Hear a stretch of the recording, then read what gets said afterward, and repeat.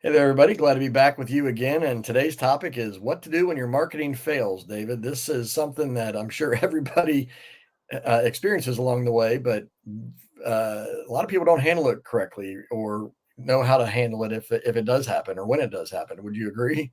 Well, I would say if you're in business and you're out promoting whatever it is that you do, 100% of those people will experience this. Right. Like this Nobody is can avoid it, right? right. This is not oh, just in case this might happen. Right. No, if you're in business and you're out promoting stuff and you're out trying to promote your business to get clients to grow, to get things done, you will experience this. This is a fact of life. You're going to do it. You're going to put out offers, you're going to do promotions, and it may be that you're going on social media and doing lots of promotion that way, just posting and networking and everything. You may be putting ads out there. You may be partnering with other thought leaders. You there's all sorts of things that you're doing, but you always are putting out a bunch of time or a bunch of money trying to promote something. You're getting prepared because these things never just fall out of the tree, and into Mhm. your lap. It always takes a lot of work. There's always a lot of things that you have to do to try and, you're to build a marketing funnel to handle the process of, like, maybe setting up calls with people who are interested, or how you're going to generate leads. You're going to get their name and email or whatever it is that you're doing. um, it takes a lot of time and it takes a lot Right. of energy, and it could even be about investing money into ads to promote this idea. And then you go out there and it doesn't go as planned, and things don't go well. And what are the disheartening things that I see all the time is that people say, well, it didn't work, so I quit. Right. I either I'm not even going to try and do that ever again, or I'm just going to go do something completely different. Yeah. And I see that all the time too, where I'm not even going to try and promote that anymore. Right.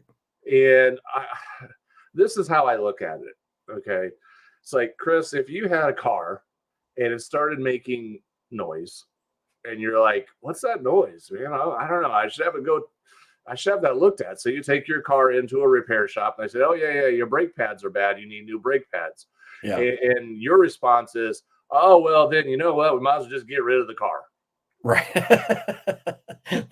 Start over. That's how I feel when it comes to this stuff. Yeah. That's the feeling that I get and the frustration that I get. And how it just makes me sad when I watch people do this, because I'm like, you wouldn't go in and just say, well, might as well just go get a new car when Right. when you need new brakes. You know Right. that. No, you're just like, okay, fix the brakes and off we go. We've Right. identified the problem, solved the problem, and now let's move forward. And we're back on the road again. And yet, when you are, doing your business and when you're marketing your offers, that's not the attitude that people take. Yeah. That is absolutely not what it is. People will just, first thing they want to do is throw in the towel and walk away. Mhm. And there was a person years ago that I um, was watching. I went through one of her courses on advertising and so forth and was learning from her. And she said a phrase that has absolutely always stuck with me. And that was, when you do a campaign, focus on the data, not the drama. Mhm. And I was like, that's it. Yeah. That is, in a nutshell, exactly what the problem is. Because she was addressing the same issues that I'm talking about here, is that people, they'll go and start this stuff and they'll start this process and not get exactly what they want, or perhaps they'll do a campaign for a while. And we see this a lot as well, Chris, and the clients Yep. that we work with. I'm doing my campaign, I'm doing it for a while, and all of a sudden now it's not doing as well as it used to.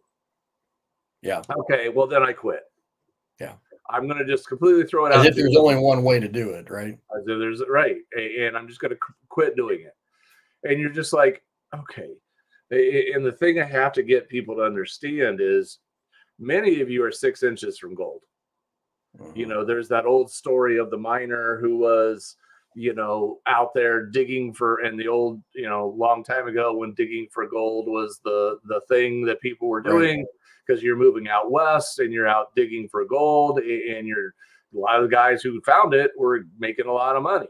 The guys who are really making the money were the ones selling the shovels, but that's another story. Well, yeah. No, that's true. You have the people who are going out to get rich and selling to find gold, but the guys who really got rich were the guys standing there going, huh, these guys need to buy shovels, they need to buy picks, they need to buy all this. So all these guys are rushing out there. So the guy's standing there selling them shovels and picks and making loads of money, and he's getting rich, while all these other guys are digging holes everywhere. Yeah, hoping to find something. But everybody needed a shovel. That's right. He sold the shovels and made a killing. But anyway, I got to get back. That should be another podcast topic, right? That should be another podcast. But anyway, this is what I look at. And here's the problem, is that when we run a campaign, we make it personal. Right. We make it like I failed, or nobody wanted me, or nobody wanted what I do. I guess what I do isn't valuable enough, or I guess what I do isn't good enough. And that's where everything goes off the rails. Yeah. Because you've now taken something that, maybe it wasn't as good as it needed to be profitable. It's entirely possible that you need to make some changes, that you have some things that need to get better. Well, that doesn't mean everything was bad. Right. That means certain areas need to be improved. Yeah. And so again, it's like going into your car, having your car looked at. Okay, you need to, fix and get new brake pads on your car to improve that piece of your car and to make it better. And now everything could go again. Yeah. Well, the same is true here. Yeah. If you will just go into your marketing campaign and look at what happened with an objective, non-emotional eye. If you go into this and just say, okay, put aside the drama, put aside my feelings, put aside the fact that I'm discouraged or I, feel down or whatever, and just say, hey, how did it go? Let's just look at the numbers. Let's look at what happened. And when you look at a marketing campaign, most of them, there's three things that you need to hit, three big things that you need to look at. One is how much, because all of us are now marketing on social media, and that's typically how you get your message out there, right? Social media is nothing more than virtual water coolers. Let's just say it that way.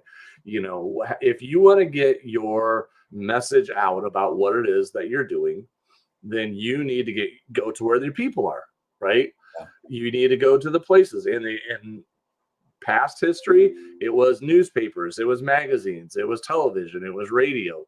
Those were places where people congregate because people were watching shows or the news or listening to the news or reading the newspaper or magazines. So you had groups of people that would congregate in those areas. So you would put your message out in front of those. Well, now it's social media. Everyone thinks social media is such a new thing. It is and it isn't. Right. They're just simply doing the same thing. It's just a different form of it, right? Or vehicle. Right.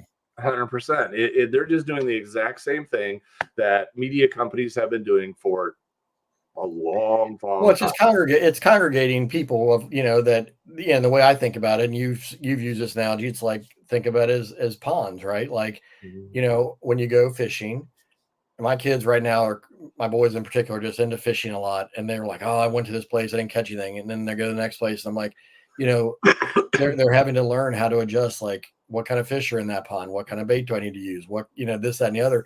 Marketing's essentially the same thing. And it took me a long time to really understand what you're talking about too, David, because, it is that, when you are so personally invested in what you're doing, and most of our, clients, right, they're coaching, they're course creators, they're speaking and training. So it's very personal because you are the product, your expertise is the product. And so when I share my message out there on social media, in this case, and there's crickets or, people just kind of ignore you, or like kind of pat you on the head and go, that's nice.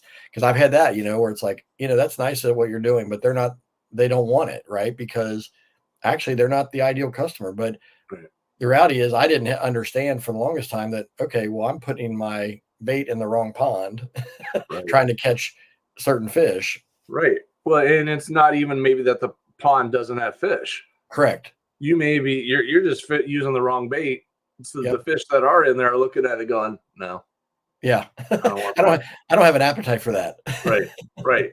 So here's the and I misspoke. There's really four things that you should really be focused on. I said three earlier, of course. I should have looked at my notes a little closer before I started yapping, but that's not how it usually works. So, how much does it cost to get someone to click? Now, if Mhm. you are, especially when you're running ads, you can get data on, okay, I put an ad out there. How much did it cost someone to click on my ad and go and check out what it is that I'm offering and to go do that? How much did it cost me to do that? Yeah. How much money did that cost? And then from there, how much, let's say you're doing a live trading. Okay. Let's just say, for our example, you're going to do a live trading. So you're running an ad to promote people to sign up to watch your live training and you want them to register. You want to put their name and email in to watch your live training. And then once you do that, you're going to then, make your presentation and make your offer and convert them into a customer. So how much did it cost them to even click on your ad in the first place? Yeah. How much did it cost them to even go look? So we need to know how much that cost. And then how much did it cost them to actually, how much did it cost them to actually to get someone to say yes to put their name and email to watch your training? Because there's now because what we have is a funnel that's starting out wide. We're Right. showing this to a big wide audience, and now we have a certain smaller percentage of people that Yep. are actually going to click on the ad, then a smaller percentage that will actually say, hey, you know what? I would be interested in hearing this. I'd be interested in Right. learning this. So I want to put my name and email in to register for this training. And then from there, we have an even smaller percentage of people who actually attended the training Yep. and became customers. So we have a cost. It costs how much to actually get someone to become a customer. So we have that. And then the other rate it is like how many people out of the ones that showed up for your training actually converted. Right. So, because the reality is that if you sign 100 people up to watch a training, not all 100 are even going to watch. Correct. It's sad, but you're going to lose probably 80% or so right there, Right. which is a frustrating part of it, but that's the nature of marketing.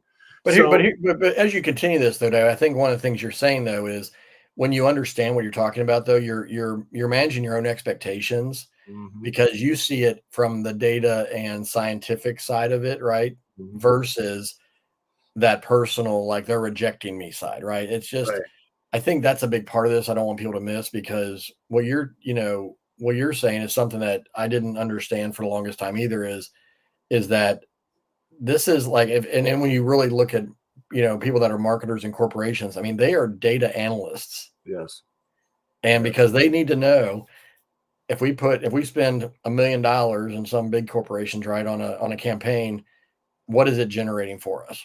right, You're saying like take that to the smaller scale of I've spent $50 on a Facebook ad. How many people click that link to get to my page that then decide they want to come to the webinar, give me their information, then they show up and then they become it's the same process, right? smaller scale, Right. but It's it's just exactly the it's more micro than macro. right. So when you're doing all this, you have this, and now, so you got to understand the bottom numbers are directly impacted by the top numbers. So, in other words, if it costs an awful lot of money to get someone to even register to watch your training, well, then that means that's going to affect how much it costs you to get someone to become a customer. Mhm. Because if that cost is high, well, now it cost, everything is relative. It goes downstream. The cost keeps building as you go. So, what you need to know is you need to know ahead of time, like, okay, let's say I can get people for $1 I can get people to click on my ad. So let's say I spend, $100 or let's say let's for simpler math, let's say I spent $1,000 on an advertising campaign. Okay. And it costs me $1 to get people to click on my ad and go even check out my thing and to go Mhm. look at it. Okay. So that's $1. Let's say out of those people, 1 out of 5 decided, yeah, I'd like to actually put my name and email in to watch this thing, to watch this training. So that means I have a cost to get someone to become a lead because now they're on my email list. They've become a lead of Mhm. $5 because 20% of the 1,000 people that did it are actually doing that. So that means that costs me $5 to get someone to actually become a lead. Okay, so out of that, so now I have those people, and to do all that, let's say, one of them becomes a customer. Well, now I know that if I do that, I got one customer, and that customer cost me $1,000 to get, because I spent $1,000 and I got one customer at the end. So I know that that cost is $1,000. So you need to know your math ahead of time, what it needs to be for you to be profitable. Right. If you're selling a $500 product, you're in trouble with that math. Right now you're 500 in the hole. Correct. So this is why you need to know what do your numbers need to be ahead of time. And again, if I can get people to convert and click on my ad at 50 cents a click, well, now I got 2,000 people looking at my ad. And if I still convert 20% of those, well, now I got 400 people, or 40, I got twice as many people, right, signing up for my training, and my odds of getting a sale go up twice as much, because I got twice as many people registered. So all of these things impact. So what you need to know is, once you know your numbers, well, this is what I need to be making this work. I need to have about this many people click on my ad. I need to have this many people register, and I need to have this many people convert. So what you're going to do is, you're going to then look at your numbers at the end, and you're going to go, okay, let's look at how it went. And then you just look at how many people converted. Well, let's say you did a good job of getting people on your ad. Let's say people clicked your ad, they did it really well, and you got people to look at your offer, and let's say 20 to 25% of them registered for the training, but you really didn't make any sales. What do you think is the problem, Chris? The offer. Yeah, or the offer, or your presentation. The presentation. Yeah, that may not have convinced them that the. So now we know. So now we know that we don't need to throw away everything. Yeah, you got people there. You got people there. People were interested, but when you made the offer and the presentation, it didn't convert. So we need to make that better. We need to make that stronger. We need to make the offer stronger. We need to make it more compelling. We need to make it more irresistible. We need to do that. Let's say I get a whole bunch of people to click on an ad, but none of them register for very few of them, only like 5% of them registered for the training. And then I hardly made any sales because I didn't have many people on the training. What do you think is the problem there? Well, you got to go back to, is the web page, is the form, like, is it the offer of even the training compelling? Is it the marketing piece of that, right? Correct. So I'm not positioning this training in a way that's interesting or compelling enough for people to even register. Yeah. So my sales copy needs to fix it on the web page. I need to focus on fixing my sales copy, because even though you're only selling a name, all you're asking for at this point is a name and an email. You're still selling. Right. You're selling them on sharing their contact information to watch this training. Yeah. So if they are doing that, and you cannot get people to enter their information, then your copy isn't compelling enough. Well, and I even think, and I know you can track this back to even the ad, right? I think about how, specific, right? Like, you go back to newspaper ads. Like, if years ago, right, if you're flipping through the newspaper, and it's like, and you'd see an ad like, attention homeowners, well, guess what? They're targeting homeowners. And then if they say, attention homeowners who have high interest rates, well, guess what? Now they've gotten more, specific on, okay, if I'm a homeowner and I've got a really good interest rate, that's not for me. So calling out and getting people from the very beginning, and then ultimately speaking to them along the way, becomes so important, right? But I think so many people think that I'm just going to say, hey, I've got this new course, right? And it's this generic vanilla thing. And it's like, why aren't people wanting this? Well, because you're not really catching their attention, but you have to do the research. You have to pay attention, like you said, to, is this really, who is my target audience, right? And am I attracting them at each stage of the game?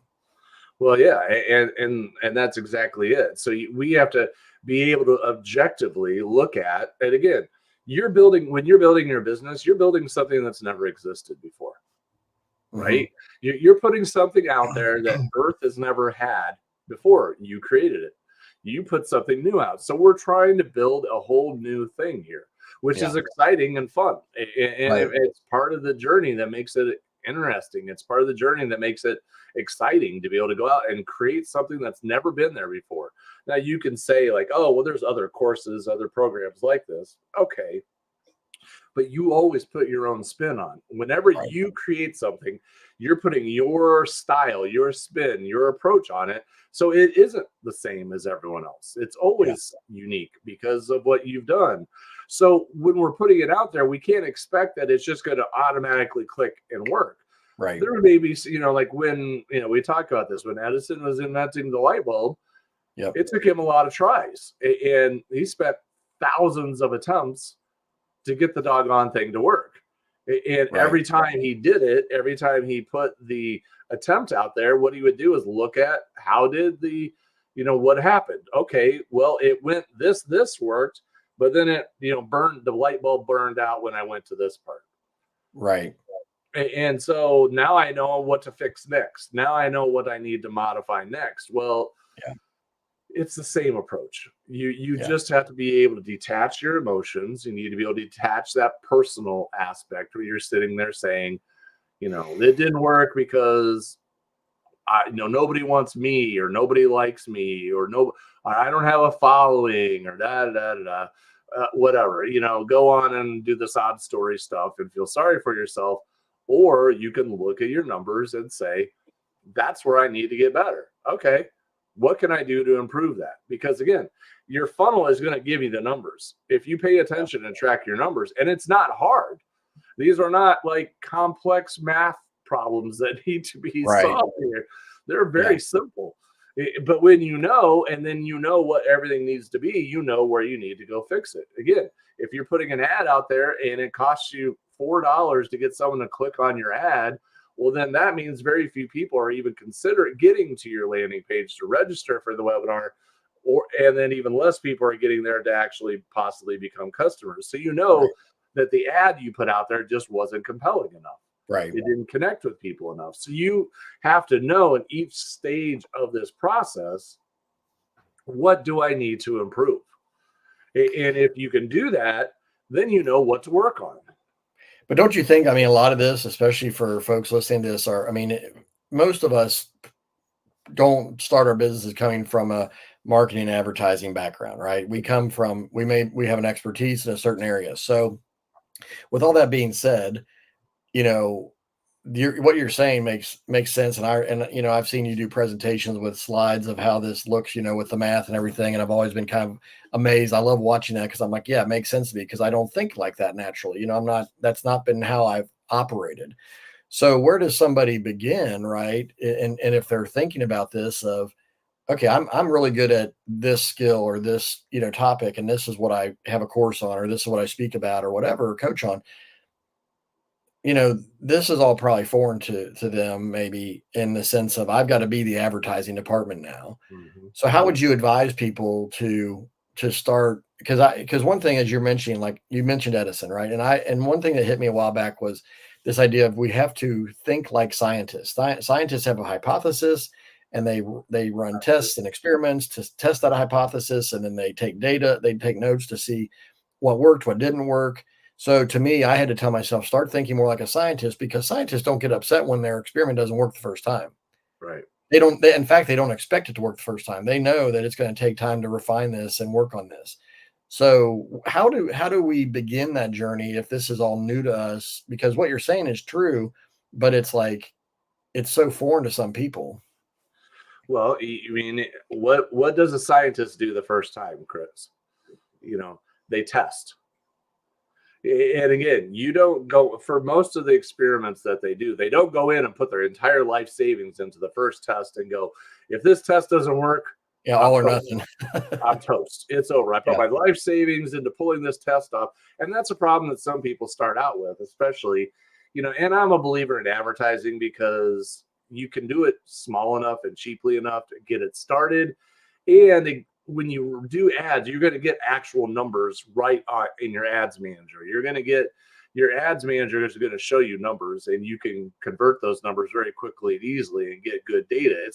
a lot of times it's hard to even know when you're just doing organic social media posts. Like, Yeah. how many people How actually many people really saw it? how many people, engaged with it. And it's hard when you do organic, unless you are, when you're doing organic, you have one or two paths. You can either do it and then spend money to promote it, or you can just do it endlessly. And some people like that. Some people like being online nonstop. Right. And they just are out there promoting and talking and talking and promoting and and their mouth never stops moving. And they're just online all the time. Well, they're gathering a lot of attention that way. So if you want to be doing a lot of social media, that's kind of the pathway, is that you Yeah. got to be sitting out there pounding it, and you got to be putting out content multiple times a day, and just go, go, go, go, go. And to be doing that to really build that audience. Now, So again, so in essence, though, with that, you're spending time versus money in that scenario, though, right? correct, which I would be much more of a proponent, if I can get the words out. Three syllable words are going to be Those big hard words. yes. But you can go and put a piece of content out on social media. You can create it. And here's one of the things that you can even do. If you have a piece of content that you put out that's promoting your offer, and that you see, hey, that got some organic traction, that actually, and it's definitely promoting what I'm doing, you could put $5 a day behind it. Yeah, boosted. And boost it and get some more eyeballs on it. And you're going to get a lot more on that. By doing $5 a day, you're going to get a lot more eyeballs on it than you probably think. Mhm. And so here's the deal, is that, you need to get that out there. You need to get exposure to this message, but you don't need to do a lot of money on it. And this is, I think, where most people get freaked out when they hear about advertising, is like, well, that's so much money. I'm like, it doesn't have to be. Right. And this is why, like, when Edison was testing the light bulb, he just kept doing with small incremental tests. Mhm. If those, like, for him to do thousands of tests, the only way that works is that it didn't cost him a lot to do each test. Mhm. He didn't have to spend big money to make each little modification and tweak each time. Right. He just kept testing until he got there. Well, the same could be true for your ads. You could spend $3 to $5 a day to start doing this. You Yeah. could spend just a few dollars a day. And to be honest with you, if you can't afford $5 a day and you're in business, well, You're not going to have much of a business. you're not going to have much of a business anyway. If you Right. can't put $5 a day to advertise your business, to take a chance, to be able to put yourself out there, to get yourself in a position where you could start getting customers and making sales, then we probably have other issues that we need to look at, which is you need to find a way to generate enough cash flow some other way. Right. And again, you could work a few extra hours a week doing a part-time job to, pick up a few extra hours and it wouldn't take, $5 a week is $25 a week or $100 a month. Right. We're not talking massive amounts of money here too. Right. And what you're going to do is you're going to learn, you're going to put it out there, you're going to get information, you're going to find out things. And again, the more you can put into your tests, the more data you're going to get more quickly. It's just, if you could spend $20 a day, then you're going to get data faster. But you start very small. And this is the problem. Everyone thinks, oh, I'm going to blow all this money. You don't have to. Mm-hmm. The only person that the only reason you blew money is because you put too much money in too early. Right. Start small. Start incrementally stepping your way into this. Get your message out there, promote it to people, and then start tracking your numbers and start following up. And it says, okay, I now have an ad out here that's actually doing a really good job of engaging with people and getting people to click. Check on step number one. Yes, I got step number one figured out. I got an ad that's connecting with people, that's getting people interested, and they're clicking. Now they're not really opting in for my thing yet. Okay, so let me pause the ad for a little bit, and I'll work on my landing page so that I can get people to sign up. And how do I make this more compelling? How do I add more benefits to watching the training? How do I add more incentive? How do I make it sound more interesting and exciting? Of course, never doing this in a way that's dishonest. Don't ever do that, because I'm a big believer in integrity. If you start Sure. promising things that aren't there, boy, it's only Yeah. a matter of time before people are like, I'm out. This person doesn't deliver on what they say. So never do Right. that. But, and then once you go like, okay, now I got people signing up for my training, but they're really, and it could even be a recorded training, but they're not Right. really converting yet. Okay. So now we got people clicking on your ad because they're interested. They're putting their name and email in because they're interested for that. But now we got to figure out how do we get them to say Yeah. yes and become customers. Okay. Now I got to work on how do I make my presentation more compelling? Right. How do I make my offer more irresistible? How do I really communicate better? Yeah. And so much of this is about humbling yourself. Let's be honest with you, and being Yep. coachable. And again, setting aside your feelings, Yep. setting aside all the personal drama that surrounds all this, which is can be hard to do. I get it. Yep. We all struggle with it. We all sit there and go, whoa, I'm not good at this. I'm not good enough. I don't have what it takes. And all that negative self-talk can destroy any progress that you made. But if Yep. you're willing to learn, if you're willing to adapt, if you're willing to take it and step by step apply it, Right. all of a sudden what happens is now I got an offer, a presentation that does convert and people are saying yes and buying and becoming customers. Well, the next step is actually the one that will now start making your money, but it's the simplest step of all is I need to increase my ad budget. To get more traffic. Right. Because now, like I'm spending, for example, $5 a day and it is converting into customers and I'm making money. Yeah. Great. We figured it out. It's like building a mousetrap, you Yeah. know, you have to, or going in your example, going fishing. You need Mhm. to find the right pond to fish in. You got to find the right bait. You got to find the right time of day. You got to find the right approach. How, Yep. because, some fish like to bite a hook that's moving. They like to chase, like bass, Right. like to chase their bait, chase bait. Catfish, you got to drop that sucker in the bottom of the pond and let it sit. You Yeah. know, so you got to know all of these things. But once you get the right pond with the right bait, with the right approach, Yeah. here we go. We're catching fish. Yeah. And so all of those things come into play. The same goes here. Once Yeah. you get it, now all of a sudden, well, what would happen if I spend $25 a day on this ad? Huh, I'm making more money. What if I'm spending $100 a day on this ad? I'm making even more money. Well, shoot. I But I just think opened what's up my interesting door. that people I want to make sure people are catching here is really and you mentioned there's really four things. So you've got an ad to lead to a landing page that leads to a presentation that leads to an offer. Mhm. Most people that I talk to that are new to this world of entrepreneurship and building a business, especially in this coaching training space, once again, didn't come out of a marketing, world. And so they don't think about it this way, but so it's easy to overcomplicate it and to just think, it's like I'm going to throw up this post and get a sale. So they're skipping steps, right? Like there's got to be think about, a price, this process or sequence people have to go through to get to that point of buying. And I think what you've done today is really help us think about if you understand there's these four steps along the way, and then you can evaluate how each step is going based on that data that you're bringing in. Then I think it feels like a lot less, overwhelming. Mhm. Well, and it is. And at the end of the day, it's a skill. And we can all sit here and say, well, I don't have what it takes. I'm not a salesperson. I'm not a marketer. Fill in whatever. That's where a lot of people stumble and fall. The reality is, it's a skill. Anyone, if they're willing to learn, if they're willing to apply themselves, anyone can do this.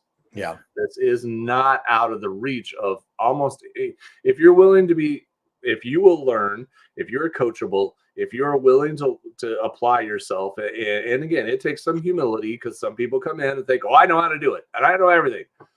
Okay. And how's that going for you? Like Right. you have to, there's a little humility that needs to come into Sure. this and realize you may not know as much as you think. There may be things in this process that you may need to humble yourself and say, Right. huh, I'm not very good at that, Yeah. but I'm willing to humble myself and to get better. Yeah. And it's like I use this example all the time, but it's like going to the gym. And you get on, and you have something that you're not good at. And especially for people like me who work with a trainer, the trainer figures it out and goes, huh, you really suck at that, don't you? Like, you're really not good at that at all. And I remember push-ups were never a great thing for me. I was never very good at doing push-ups. And a couple of years ago, I remember my trainer looking at me and going, well, you know how you can get better at push-ups, right? And I go, oh no. He goes, we're going to do a lot of push-ups. And boy, Yeah. did we ever. We did push-ups by the hundreds and hundreds. I Oh, mean, it wow. just, oh, by the time I was done, I'm sure my push-up total was well over 1,000 by the time it was over the course of several weeks. It was just Yeah. go, go, go. We're going to keep going and keep doing push-ups until you get better at it. Right. Well, it's the same process here. You Yeah. have to be willing to put yourself through the process of saying, I don't know how to do this yet. Maybe I don't know how to create an ad that'll attract my audience. Maybe I don't know how to get people to sign up for my training. Maybe I don't know how to do a presentation. Right. But the reality is, all of these things can be learned. Right. All of these things there are right ways to do them and there are wrong ways to do them. And I've been at this so long now that I have a pretty good understanding and feel for, But I think what's what is important, but that with that in mind, you came into entrepreneurship out of the banking world. You were not the marketing director for a bank. no. You had No, to learn this skill. I was a financial analyst. Yeah, so you had to learn this. So you understand, the Right. data analytics side of it, is something maybe you're familiar with, but the other side of it is not, right? You had to learn to really do this, and that skill development was critical. I Right. Well, equated to, and for me, the analyst side was always like, so I was always trying to figure out how things worked. yeah, Like in a business, what are they doing and how are they doing that? Okay, so how are they actually making money or what's going on here? So I was always trying to understand how businesses work. They're like yeah, puzzles to me, to try and understand how these puzzles fit together and how they work. And so I was always, and that's has helped me significantly on this to be able yeah, to learn, how does this blasted process of generating leads and customers work? I mean, how do yeah, we do this? And then realizing as a next step in it, so that's what has to happen. Those are the things that have to go. And then you realize the next layer of it is all of that is learnable. yeah. All of that, even though you're right, I wasn't a salesperson. Hmm. I was not a person who was a director of marketing or any of that. I was I was more of an analyst, and yet I'm looking at all of this, and then when I study how people are doing it, I realize I recognize patterns. Yeah, Okay, you start with this, then you do that, then you do this, and then you do that. I could model that. I yeah, could I could use my own words, my own style, and I could follow the same pattern. And when you do that, it works. yeah, You realize that these guys who are great salespeople aren't as amazing as you think, because what they've done is learned a skill, and right. they become very adept and very good at that skill. They become very good at learning how to do it, and as a result, they come off as like amazing salespeople, which is only really a matter of they've learned a skill. Yeah.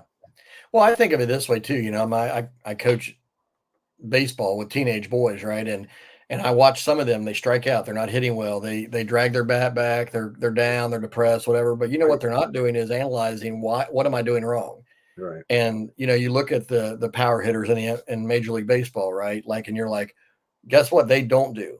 They don't pout. They just walk back to the dugout and they talk to each other and they go to the hitting cage and they're fine tuning their skill day in and day out, and that's why they're as great as they are, because instead of being just like I can't hit a baseball, so I'm never going to do it again. They're like, what is going on? Like, is it my body? Is my how I'm setting up my feet? Is it how I'm swinging? What am I dropping my shoulder? All these things, right? They're tinkering, right? They're tinkering with the skill to And they hit a work on baseball. one thing at a time. Right. And so I've seen this, right? I've seen, in youth sports, it's easy because it's emotional. It's like, now I'm embarrassed that I struck out. Now I'm embarrassed that I'm not hitting the ball right. I'm mad or whatever. And it's this emotional roller coaster for players. But if they actually say, you know what, I'm not hitting well, and they go to a trainer, for instance, and they say, what am I doing wrong? Right. Or they go to their coach and they're like, what are you seeing that I'm not seeing? Or maybe they're seeing have a teammate that's like, did you know that you're doing this too early, or you're doing this too late, or whatever. They have help. Right. And I think that's something kind of wrapping this up is, it's hard to master these skills without the help. You go to a trainer at a gym, and because that it's a fast track to greater results, right? And that's why we create our Design Launch Grow program, is because we want to help people not bang their head against the wall, not quit because they haven't seen that early results. But we're like, this is a process of testing and trial and learning, and having outside perspective come in, to help you. So we have training videos to help you create a Facebook ad, right, in our program, right? You did a really good job in developing that training. But let's say they're working on that and now they're going, well, I'm doing these things that you said in the video, but I'm not real sure what's going on. Now come to the coaching call and you can look at the ad, look at things from behind the scenes and figure out, like, well, what about this wording, or what about this image, or what about blah, blah, blah. Like, that's the power of what we're doing. And to have a community around you where other people are even seeing that perspective going, I don't think that really resonates maybe with who you're trying to reach. Somebody else could speak into that as a friend and a colleague, part of the community. So we built our program to give you each of these perspectives of the training, the coaching, and the community support. And I think that's really important, because I think, we can be very isolated in our entrepreneurial journeys if we're not careful. So, Right. I don't know if you want to speak to that as we kind of wrap up today, of why this matters to operate not in isolation, but, with a trainer, with a coach, with support. Well, I think it's everything. I'm just going to tell you, Michael Jordan would have never become the basketball player that he was without Dean Smith, without Phil Jackson, and without his trainers. Because Right. One of the things I know about Jordan was like his workout regimen. When you look at Jordan when he first started in the NBA and what his body looked like a few years later, there's a dramatic difference in his Right. physique. He became way stronger. Do you know that Jordan put very little thought into his workouts? Did very, very little thought to it. He hired a professional who That was told him what to do. really good at what he did. And he said, you tell me what to do and I'll do it. But I'm relying on you to tell me exactly what to do. And I will do it, and I will outwork everybody. And this is what happens. It's like you have to have people around you who have done this. You're gonna the problem is, if you try and do this isolated, if you try and do this on your own, you don't have a blueprint. You don't have somebody standing over there saying, hey, Chris, your back shoulder's dropping when you swing, and that's messing, now you're swinging up, and that's why every time you hit a pop-up. Yeah. And so that's a problem. Here, do this. When you have somebody who's not in directly when I do things at the gym, I do things and I think that I'm looking really good. And then Kyle will stand there and take a video of me and show me what it really looks like. He goes, no, this is what you need. See right here. This is what we need to work on. You need to get better here. Yeah. And so without someone's outside perspective, without someone who's standing on the outside observing what you're doing, it's very difficult to see what might be going wrong. Yeah. Because you're the one in the middle of it. You need that outside coach. You need that person who can stand there and say, really good here, really good here. This needs work. Yeah. And they can then get you there. And trust me, you can sit there and say, well, I don't want to hire a coach. Okay, great. Then how many years are you going to flounder? Right. Because there's always a cost. Yep. You're going to pay a cost one way or another. You're either going to pay somebody to help you and figure it out faster, or you're going to sit there for an extended period of time and flounder and maybe never figure it out. Well, and what happens with the time thing, right, that we've observed and we see all the time is, maybe paying the money stings a little bit and it's an investment on the front end, but most people don't give themselves the amount of time to figure it out on their own if that's the path they want to take, right? Because a lot of times people are feeling that short-term pressure to produce income. And it's like, I don't want to pay a coach and get help, but I also want instant results or fast results. Well, guess what? Those two things typically don't happen. So it's very rare for you to do it on your own and get fast results. Now, you might get some early wins, you might get a few wins here and there, but to get consistent results that you can truly build a thriving business, that's a different story. Because David, I've talked to so many people recently that I've realized there's a lot of accidental success in the world, even in like the brick and mortar and retail spaces. Like, a lot of mom and pop type businesses, they couldn't tell you how they have really built a business, and they couldn't replicate it if they tried. They couldn't coach somebody to do, here's what we did to be successful, and here's how, here's how to start a business, because they've kind of fallen into success. Maybe they've been in the right space. They kind of came to the right pond, but they didn't know. Right. And so that can happen, right? Sometimes success can happen, but what happens is there's still a ceiling at some point where people are like, I'm not getting further than I am right now. I'm stuck, or the market's changed, and now my success that I had early on is no longer there. I'm going in the wrong direction. Folks, that's why we create Design Launch Grow, because we know that you're going to need this help. We've needed this help. We have coaches, we have people that we've, looked up to and learned from over the years, and we want to help you build that business that you dream about with the kind of customers that you would truly love to work with on a day-to-day basis and have a consistent, thriving business.